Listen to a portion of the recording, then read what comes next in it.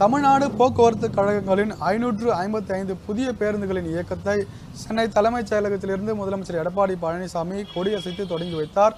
சென்னை, விழுப்புரம், கோயம்புத்தூர், சேலம், மதுரை ஆகிய இடங்களுக்கு இந்த பேருந்துகள் இயக்கப்பட இருக்கின்றன.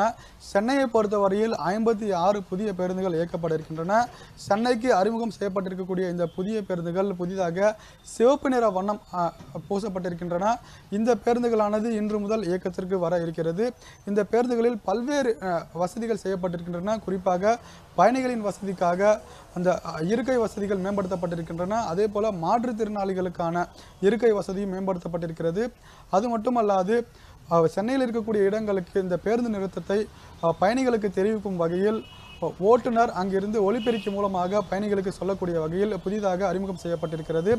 சென்னை மட்டுமல்லாது விழுப்புரம், சேலம் உள்ளிட்ட இடங்களில் புதிய பேருந்துகள் இயக்கப்பட இருக்கின்றன. குறிப்பாக தற்போது பொங்கல் பண்டிகை நெருங்கி வருவதன் காரணமாக சுமார் 500 புதிய பேருந்துகள் வெளி மாவட்டங்களுக்கு செல்லக்கூடிய பேருந்துகள் அறிமுகம் செய்யப்பட்டிருக்கின்றன.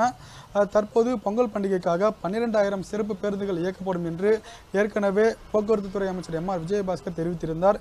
இந்த சூழலில் தற்போது புதிதாக 500 பேருந்துகள் இயக்கப்படும் என்று தெரிவிக்கப்பட்டிருக்கிறது. இதன் காரணமாக தற்போது அறிமுகம் செய்யப்பட்டிருக்கக்கூடிய இந்த புதிய பேருந்துகள் பொங்கல் பண்டிகைக்கு சென்னையிலிருந்து வெளி மாவட்டங்களுக்கு செல்லக்கூடிய பயணிகளுக்கு மிகவும் பயனுள்ளதாக இருக்கும் என்று எதிர்பார்க்கப்படுகிறது. காவிரி செய்திகளுக்காக ஒளிப்பதிவாளர் திருமலையுடன் கோபிநாத். உண்மை செய்திகளை உங்கள் கண்முன் கொண்டு வரும் காவிரி நியூஸின் யூடியூப் சேனலை சப்ஸ்கிரைப் செய்யுங்கள். நொடிக்கு நொடி நாட்டு நடப்புகளை தெரிந்து கொள்ள kaverinews.tv, Facebook, Instagram, Twitter போன்ற சமூக வலைதள பக்கங்களோடு எப்போதும் இணைந்திருங்கள்.